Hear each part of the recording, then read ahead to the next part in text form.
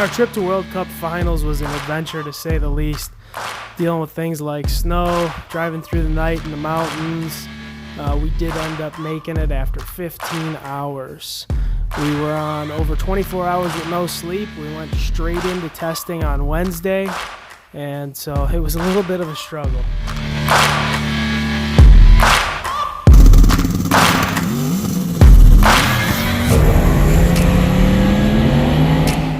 First pass, we decided to run it only to the 8th mile. Due to the air being so good, we weren't sure how the tune-up would be affected.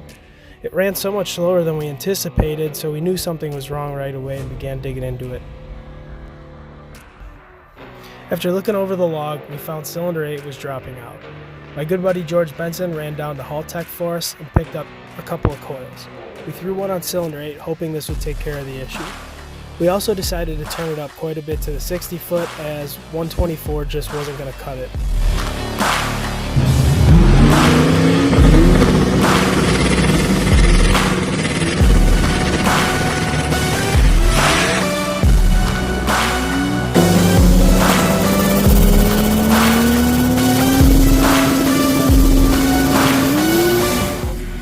With track temps in the lower 40s, the next two passes resulted in spinning the tires. We decided to call it a night and took a guess at a tune-up that should go 121 to the 60 foot and a low 7 out back for Q1 the following day.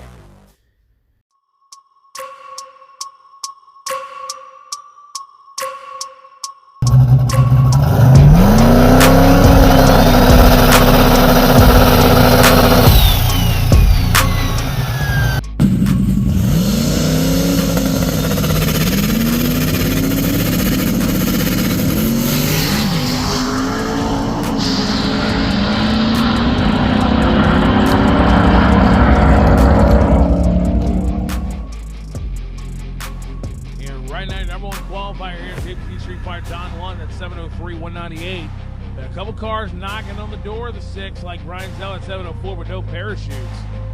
I'm sure the chutes will be replaced and hopefully he'll be ready. Here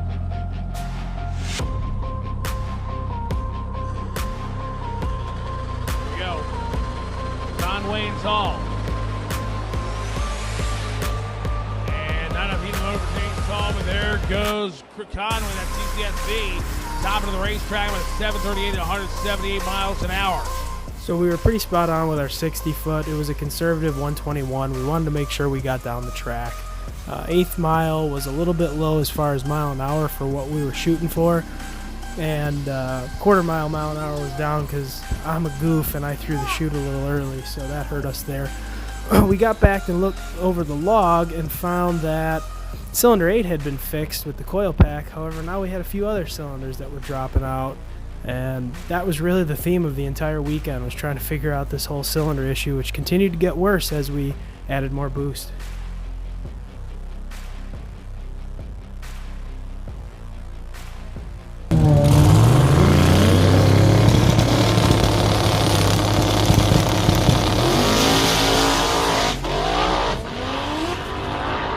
With an okay first round qualifier under our belts, we decided to grab some well-earned dinner and come up with a plan for Q2 and 3. However, the one thing we didn't realize is the truck was going to throw some issues in there for us.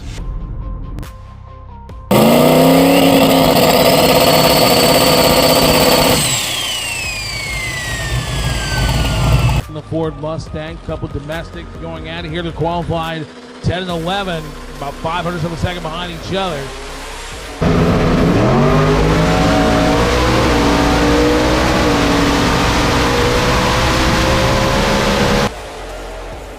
Go. This looks pretty good. Top end of the quarter mile. Now about a 7:16, 191 to a 7:28 and 188 for Conway. Both of them with good, solid laps.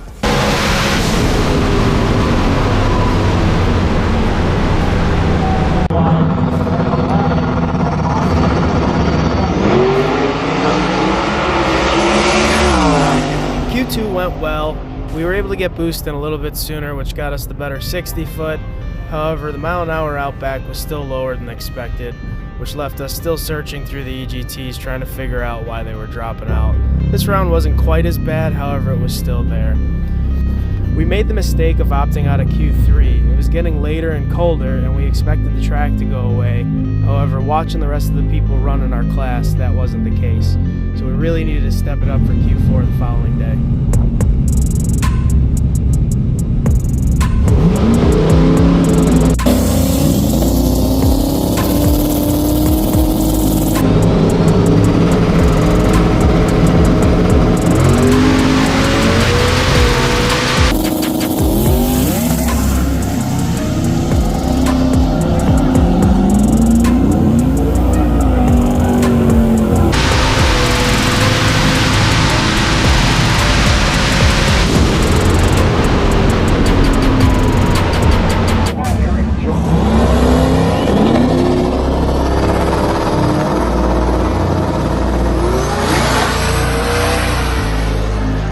Excited to get the 60 foot back in the 116 range, and I actually just barely reset the CTS V quickest to the quarter mile record.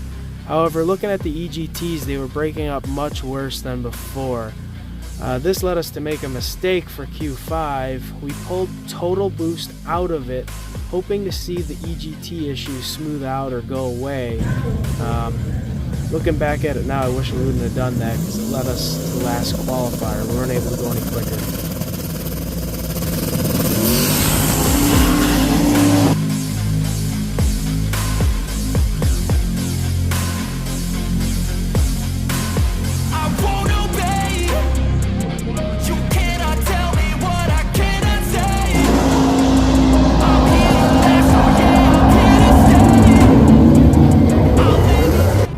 Q5 confirmed that with less boost, the EGT smoothed out, but less boost also made the car a little bit slower out back.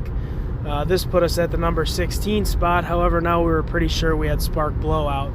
We were able to get another set of plug wires, thinking maybe this was the fix.